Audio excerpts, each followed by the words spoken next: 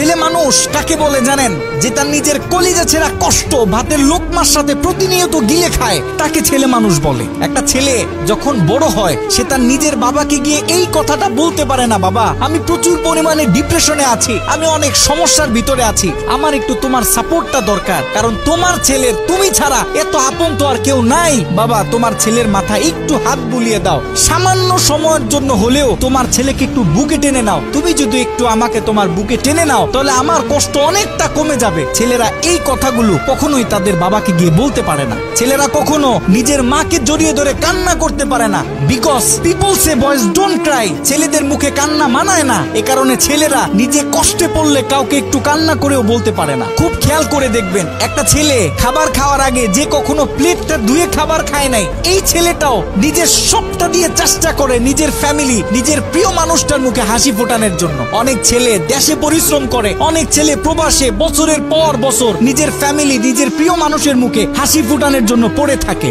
দিন শেষে ছেলেদের মুখে হাসি ফোটানোর মতো কাউকে পাওয়া যায় না। আমি মনে করি boys are the best actor in the world. এই পৃথিবীতে ছেলেরা হচ্ছে সব থেকে বড় অভিনেতা, কারণ ছেলেরা নিজেদের বুকে হাজারো লক্ষ কষ্ট পুঁতে রেখেও মুখে হাসি নিয়ে চলে, কারণ সে জানে আজকে আমি যদি ভেঙে পড়ি তাহলে আমার পুরো ফ্যামিলিটা অস্তিত্বহীন হয়ে যাবে।